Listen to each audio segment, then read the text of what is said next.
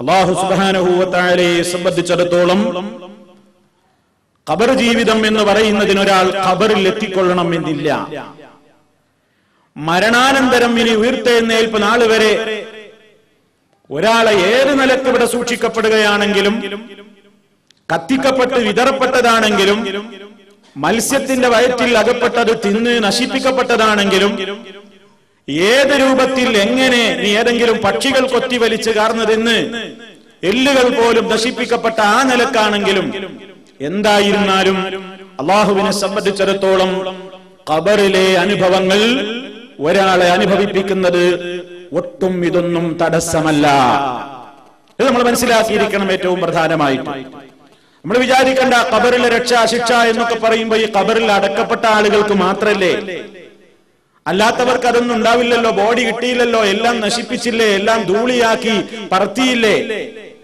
അല്ലാഹു സുബ്ഹാനഹു വ തആല എല്ലാത്തിനും കഴിവുള്ളവനാണ്. അവനെ സംബന്ധിച്ചിടത്തോളം അവൻ അനുഭവിപ്പിക്കുന്ന സുഖസൗകര്യങ്ങൾക്കോ അവൻ അനുഭവിപ്പിക്കുന്ന ശിക്ഷകൾക്കോ ഖബറിടത്തിൽ പ്രത്യേകമായി അടക്കപ്പെട്ടുകൊള്ളണം എന്നില്ല. ഇതാണ് ഇസ്ലാമികമായി നമ്മൾ മനസ്സിലാക്കിയിരിക്കേണ്ടത്.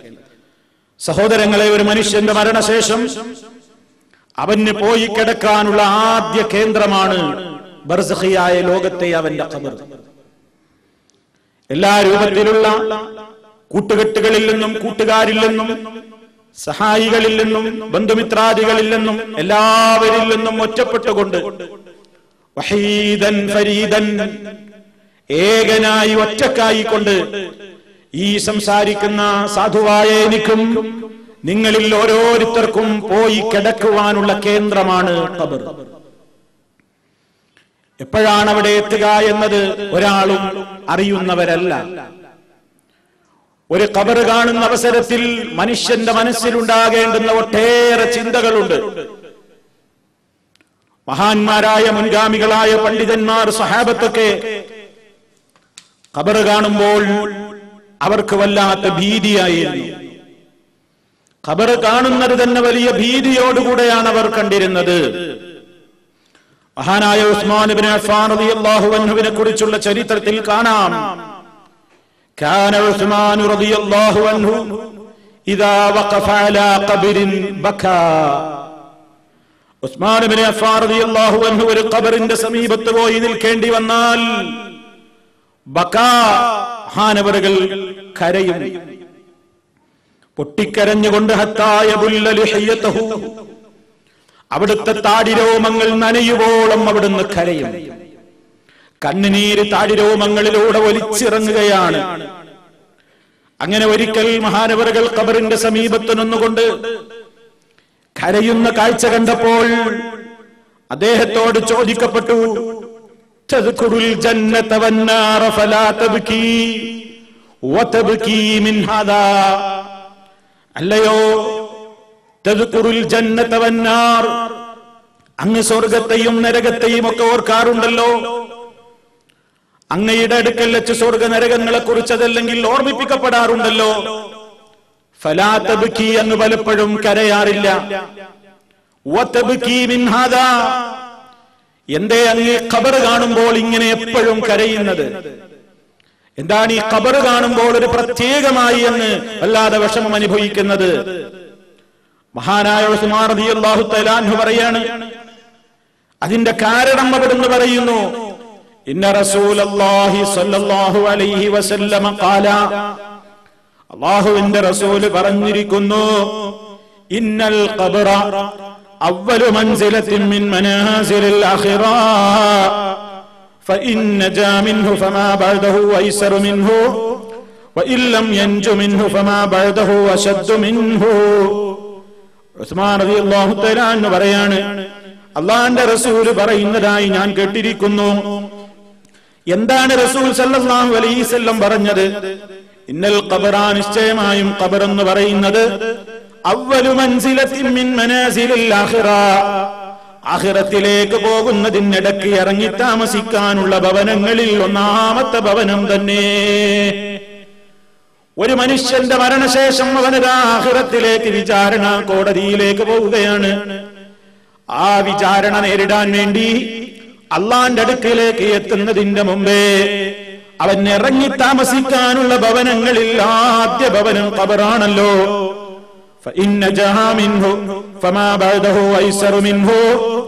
അവിടെ വെച്ച് ഒരാൾ രക്ഷപ്പെട്ടാൽ, ഈ ഖബറിൽ വെച്ച് ഒരാൾ രക്ഷപ്പെട്ടു കഴിഞ്ഞാൽ ഫമാ ബഅദഹു ഐസറു മിൻഹു, ശേഷമുള്ള ജീവിതമൊക്കെ അവന് വളരെ എളുപ്പം തന്നെയാണ്. ഇവിടെ രക്ഷപ്പെട്ടാൽ പിന്നെ ബാക്കിയൊക്കെ എളുപ്പമാണ്. ഇല്ലം യൻജു മിൻഹു, ഇവിടെ നിന്നൊരാൾ രക്ഷപ്പെട്ടിട്ടില്ലെങ്കിലോ ഫമാ ബഅദഹു അശദ്ദു മിൻഹു, വരാനുള്ളത് ഇതിനേക്കാൾ കടുപ്പമായത് തന്നെയാണ്, വരാനുള്ളത് ഇതിനേക്കാൾ ഭീകരമായതാണ്. ഇത് നബി സല്ലല്ലാഹു അലൈഹി വസല്ലം പറയുന്നത് ഞാൻ കേട്ടിട്ടുണ്ട്. മാത്രമല്ല ഉസ്മാൻ റളിയല്ലാഹു അൻഹു പിന്നെയും പറയാണ്, വഖാല റസൂലുള്ളാഹി സ്വല്ലല്ലാഹു അലൈഹി വസല്ലം, അല്ലാഹുവിന്റെ റസൂൽ പറഞ്ഞിരിക്കുന്നു, മാ റഅയ്തു മൻദറൻ ഖത്തു ഇല്ലൽ ഖബ്റു അഫ്ദൽ മിൻഹു, ഒരു കാഴ്ചയും ഞാൻ കണ്ടിട്ടില്ല. റസൂൽ സല്ലല്ലാഹു അലൈഹി വസല്ലം പറയാണ്, ഒരു കാഴ്ചയും ഞാൻ കണ്ടിട്ടില്ല. ലാ ഇല്ലൽ ഖബ്റു അഫ്ദൽ മിൻഹു, ഖബറിനേക്കാൾ വലിയ ഭീതിതമായ, വലിയ പ്രയാസകരമായ, വലിയ വിഷമകരമായ ഒരു കാഴ്ചയും ഞാൻ കണ്ടിട്ടില്ല എന്ന് അതിന്റെ ഗൗരവത്തെ കുറിച്ച് അല്ലാഹുവിന്റെ റസൂൽ സല്ലല്ലാഹു അലൈഹി വസല്ലം പറയുന്നത് ഞാൻ പഠിച്ചിരിക്കുന്നു ജനങ്ങളെ, ഞാനത് കേട്ടിരിക്കുന്നു, അതെന്റെ മനസ്സിനെ വല്ലാതെ അലട്ടുന്നു. ഉസ്മാൻ റളിയല്ലാഹു തആല അൻഹു സങ്കടപ്പെടുന്നു. നിങ്ങൾ നോക്കൂ പ്രിയപ്പെട്ടവരെ, ഒരു ഖബർ കാണുന്ന അവസരത്തിൽ അതാ ഒരാളെ കിടത്തുവാനുള്ള ഖബർ ഇങ്ങനെ കുഴിക്കപ്പെട്ടത് പോയി നാം കാണാറില്ലേ? ജനാസ അടക്കാൻ നേരത്ത് അതാ ഖബർ കാണുന്ന അവസരത്തിൽ നമ്മുടെ മനസ്സിൽ മിന്നി മറയേണ്ടുന്ന ചിന്തകൾ എന്താണ്? പടച്ച റബ്ബേ, എനിക്കും വന്ന് കിടക്കേണ്ടതല്ലേ ഇവിടെ, ഞാനും വന്ന് കിടക്കേണ്ടവനല്ലേ ഇവിടെ. അത് പുരുഷനാവട്ടെ സ്ത്രീ ആവട്ടെ, ആരായിരുന്നാലും, രാജാക്കളായാലും പ്രജകളായാലും പണ്ഡിതന്മാരായാലും പാമരന്മാരായാലും പണക്കാരായാലും പണിക്കാരായാലും ആരായിരുന്നാലും അല്ലാഹു സുബ്ഹാനഹു വ തആല നിശ്ചയിച്ച കേന്ദ്രത്തിലെത്താതെ നിവൃത്തിയില്ലല്ലോ. അവിടെ നടക്കാനിരിക്കുന്ന ഭീകരമായ കാര്യങ്ങൾ റസൂൽ സല്ലല്ലാഹു അലൈഹി വസല്ലം പറഞ്ഞിട്ടുണ്ട്. ഇവിടെ രക്ഷപ്പെട്ട് കിട്ടിയാൽ ബാക്കിയുള്ളതൊക്കെ എളുപ്പം തന്നെയാണല്ലോ. ഇവിടെ മുതൽക്ക് തന്നെ പരാജയമാണെങ്കിലോ ബാക്കിയെല്ലാം അതിനേക്കാൾ ഭീകരമായ ദൃശ്യങ്ങളാണല്ലോ, ഭീകരമായ കാര്യങ്ങളാണല്ലോ അഭിമുഖീകരിക്കാനിരിക്കുന്നത്. ഇതുകൊണ്ടാണ് പ്രിയപ്പെട്ടവരെ നബി സല്ലല്ലാഹു അലൈഹി വസല്ലം പറഞ്ഞില്ലേ, നിങ്ങൾ ഖബർ സന്ദർശിച്ചോളൂ, അത് നിങ്ങൾക്ക് മരണചിന്തയുണ്ടാക്കും. തുസഹിദുക്കും ഫിദ്ദുനിയാ, ദുനിയാവിന് വേണ്ടി അധ്വാനിച്ചിട്ട് ആഖിറം മറക്കുന്ന സ്വഭാവം നമുക്കുണ്ടല്ലോ. ദുനിയാവിന്റെ കാര്യങ്ങൾക്ക് മുൻഗണന കൊടുക്കുന്ന സ്വഭാവമുണ്ടല്ലോ. അങ്ങനെ ദുനിയാവിലെ സുഖങ്ങൾക്കും സൗകര്യങ്ങൾക്കും വേണ്ടി ദീനിനെ വിൽക്കുന്ന, ആശയങ്ങളെ കാറ്റിൽ പറത്തുന്ന, ആദർശങ്ങളെ മൂടിവെക്കുന്ന, ആദർശങ്ങളെ വലിച്ചെറിയുന്ന ആ പ്രവണതക്ക് നിന്റെ മനസ്സിലൊരു മാറ്റം വരണമെങ്കിൽ ഖബർ കണ്ടോ. അത് നിന്നോട് ദുനിയാവിന്റെ വിരക്തിയെ നിന്നെ അറിയിച്ചു തരുന്നതാണ്. അതുപോലെ തന്നെ വതുദക്കിറുകുമുൽ ആഖിറ, ആഖിറത്തിനെ കുറിച്ച് നിങ്ങൾക്ക് ചിന്തിപ്പിക്കുന്നതുമാണ്. ഇതിനാണ് പ്രിയപ്പെട്ടവരെ നാം ഖബറുകൾ പോയി കാണുന്നത്. ഖബർ സിയാറത്ത് ഇസ്ലാമിൽ സുന്നത്തായ സംഗതിയാണ്, ഇസ്ലാം അനുവദിച്ചിട്ടുള്ള സംഗതിയാണ്. ഒരു കാലഘട്ടത്തിൽ അതാ ഖബറുകളുമായി ബന്ധപ്പെട്ടുകൊണ്ട് ശിർക്കിന്റെ ആചാരങ്ങൾ ഹബീബായ റസൂലുള്ളാഹി സ്വല്ലല്ലാഹു അലൈഹി വസല്ലം വരുന്ന കാലത്ത് ജനങ്ങളിൽ ഉണ്ടായതുകൊണ്ട് ആദ്യ കാലഘട്ടത്തിലതാ ഇനിയും അവരൊരു ഖബർ കാണാൻ പോയാൽ ആ പഴയകാല ശിർക്കൻ ചിന്താഗതികൾ അവരുടെ മനസ്സിൽ മുളപൊട്ടി എഴുന്നേറ്റേക്കുമോ എന്ന് ഭയപ്പെട്ടതിന്റെ അടിസ്ഥാനത്തിൽ നബി സല്ലല്ലാഹു അലൈഹി വസല്ലം ആദ്യകാലത്ത് സഹാബിമാരോട് വിലക്കിയതാണ്, ഖബറുകളുടെ അടുത്തേക്ക് നിങ്ങൾ പോകല്ല, ഖബറുകളുടെ അടുത്തേക്ക് നിങ്ങൾ പോകരുത്. എന്തിനാണ് അന്ന് ഖബറുകളുടെ സമീപത്തേക്ക് പോകരുതെന്ന് പറഞ്ഞത്? ഖബറുകളെ പൂജിക്കുവാനും ഖബറിലടക്കപ്പെട്ടവരോട് പ്രാർത്ഥിക്കാനും അവരെ പൂജിക്കാനും അവരെ ആരാധിക്കാനും ഒക്കെ മനസ്സ് വന്നിരുന്ന ജനത മുസ്ലിമീങ്ങളായതിന്റെ ശേഷം ഇനിയും അവർ ഖബറിന്റെ സമീപത്തേക്ക് പെട്ടെന്ന് അങ്ങ് പോയാൽ ആ പഴയകാല ചിന്തയവരിൽ തിരിച്ചു വരുമല്ലോ. ഹബീബായ റസൂൽ സല്ലല്ലാഹു അലൈഹി വസല്ലം ഭയപ്പെട്ടു. അതുകൊണ്ട് ആദ്യകാലത്ത് അവിടുന്ന് വിരോധിച്ചു. അങ്ങനെ വിരോധിച്ചു എന്നതിന്റെ രേഖ എന്താണ്? ഹദീസിന്റെ വാചകം തന്നെ അതിന് തെളിവാണ്.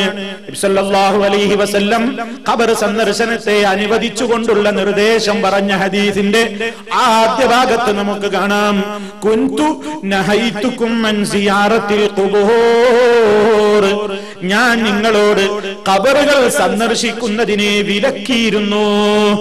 ഹദീസ് തുടങ്ങുന്നത് അങ്ങനെയാണ്, കുൻതു നഹൈതുകും അൻ സിയാറത്തിൽ ഖുബൂരി, നിങ്ങളോട് ഞാൻ ഖബറുകൾ സന്ദർശിക്കുന്നത് സിയാറത്ത് ചെയ്യുന്നത് ഞാൻ വിലക്കിയിട്ടുണ്ടായിരുന്നു. എന്നാൽ അലാ, അറിഞ്ഞുകൊള്ളണേ, ഇനി മുതൽ ആ നിരോധമില്ല. ഖബർ സിയാറത്ത് പാടില്ലെന്ന നിയമമില്ല, അങ്ങോട്ട് പോകരുതെന്ന നിർദ്ദേശമില്ല. അതുകൊണ്ട് അറിഞ്ഞോളണം, ഫസൂറുഹാ, നിങ്ങൾ ആ ഖബറുകളെ സന്ദർശിച്ചോളൂ. നിങ്ങൾക്ക് ഇതുവരെ നിഷിദ്ധമായിരുന്നതിതാ നിങ്ങൾക്ക് അനുവദിക്കപ്പെട്ട് കഴിഞ്ഞിരിക്കുന്നു. പക്ഷേ ഖബറിന്റെ സമീപത്ത് പോയിട്ട് അത് നിങ്ങൾക്ക് മരണചിന്തയുണ്ടാക്കുവാനാണ്, പരലോക ബോധം നിങ്ങളുടെ മനസ്സിലങ്കുരിപ്പിക്കുവാനാണ്. അതുപോലെ തന്നെ ആ ഖബറാളികൾക്ക് വേണ്ടി നിങ്ങൾ ദുആ ചെയ്യുവാനുമാണ്. അവരോട് ദുആ ചെയ്യാനല്ല, അവരോട് സങ്കടപ്പെടാനല്ല, അവരെ വിളിച്ച് ആവശ്യം പറയാനല്ല, മറിച്ച് അവർക്ക് വേണ്ടി അല്ലാഹുവിനോട് പ്രാർത്ഥിക്കാൻ വേണ്ടിയാണ്. അവരുടെ ആ ഒരു പ്രത്യേകമായ അവസ്ഥ നിങ്ങൾ ഇന്ന് എത്തിയിട്ടില്ലല്ലോ. അവര് ഖബറിൽ ഏകാന്തരാണ്, അവർക്കിനി അമല് ചെയ്യാൻ അവസരമില്ലാത്തവരാണ്, അവർക്കിനി ഒന്നും ദുനിയാവിലേക്ക് മടങ്ങി വന്നുകൊണ്ട് എന്തെങ്കിലും ചെയ്തുകൊണ്ട് രക്ഷപ്പെടാൻ ചാൻസുകൾ മുറിഞ്ഞുപോയവരാണ്. അതുകൊണ്ട് അതാ അവരുടെ സൗഖ്യത്തിന് വേണ്ടി നിങ്ങൾ പ്രാർത്ഥിക്കണം, അവരുടെ രക്ഷയ്ക്ക് വേണ്ടി പ്രാർത്ഥിക്കണം. അത് നബി സല്ലല്ലാഹു അലൈഹി വസല്ലമിന്റെ ചര്യകളിൽ അത് നമുക്ക് കാണാം. അവിടുന്ന് സ്വഹാബാക്കളെ അടക്കം ചെയ്യപ്പെട്ടിട്ടുള്ള സ്വഹാബാക്കളുടെ മയ്യത്തുകൾ അടക്കം ചെയ്യപ്പെട്ടിട്ടുള്ള മദീനയിലെ ബഖീഉൽ ഖർഖദിലേക്ക് നബി സല്ലല്ലാഹു അലൈഹി വസല്ലം പലപ്പോഴും അതാ പോയി നിൽക്കാറുണ്ട്.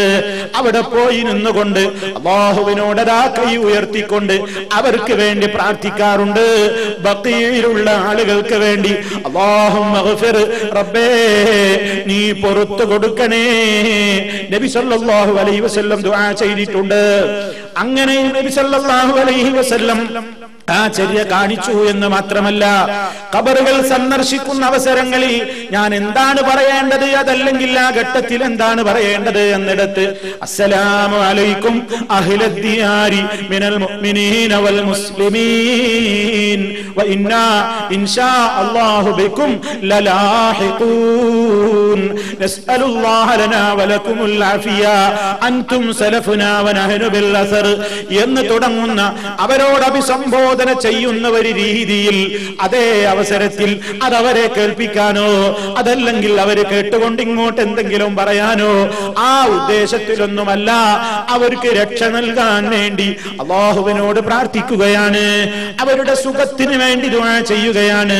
അതുപോലെ തന്നെ തന്നെ പഠിപ്പിക്കുകയാണ്, ഇതാ നിങ്ങൾ മുമ്പേ പോയവരാണ്, നിങ്ങളുടെ പിറകെ ഞങ്ങളും ഉടനെ തന്നെ വന്നു ചേരേണ്ടവര് തന്നെ. ആ നിലക്കും പ്രത്യേകമായി ഈ സന്ദർശിക്കുന്ന മനുഷ്യന്റെ മനസ്സിലതാ പരലോകബോധമുണ്ടാക്കുന്ന നിലക്ക്, ഖബർ ജീവിതത്തെ കുറിച്ച് ഓർമ്മയുണ്ടാക്കുന്ന നിലക്ക്, ഐഹിക ജീവിതത്തിന് പ്രാധാന്യം കൊടുത്തുകൊണ്ട് ആഖിറത്തെ മറക്കുന്ന അവസ്ഥയിൽ നിന്ന് മോചനം കിട്ടാൻ ഖുർആൻ പറഞ്ഞില്ലേ, ബൽ തുസിറൂനൽ ഹയാത്തദ് ദുനിയാ വൽ ആഖിറതു ഖൈറും വ അബ്ഖാ. അതാ സൂറത്തുൽ അഅലയിലൂടെ അല്ലാഹു പഠിപ്പിച്ചു തന്നില്ലേ, മനുഷ്യരുടെ ഒരു സ്വഭാവം അല്ലാഹു പറയുന്നു, ബൽ തുസിറൂനൽ ഹയാത്തദ് ദുനിയാ, നിങ്ങൾ ഐഹിക ജീവിതത്തിനാണല്ലോ പ്രാധാന്യം കൽപ്പിക്കുന്നത്, നിങ്ങൾ തെരഞ്ഞെടുക്കുന്നത് ദുനിയാവിനെയാണല്ലോ. ഏത് സ്ഥിതിയിലാണ് നിങ്ങൾ ഈ ദുനിയാവിനെ തെരഞ്ഞെടുക്കുന്നത്? വൽ ആഖിറതു ഖൈറും വ അബ്ഖാ, ആഖിറ ആഖിറമാണ് ഖൈറെന്ന് നിങ്ങൾക്കറിയാമെങ്കിലും ആഖിറ ജീവിതമാണ് എന്നും ബാക്കിയുള്ളത് എന്ന് നിങ്ങൾക്ക് അറിയാഞ്ഞിട്ടല്ലല്ലോ. പക്ഷേ ഒരു പ്രശ്നം വരുന്ന നേരത്ത് നിങ്ങൾ ആ ഖൈറായ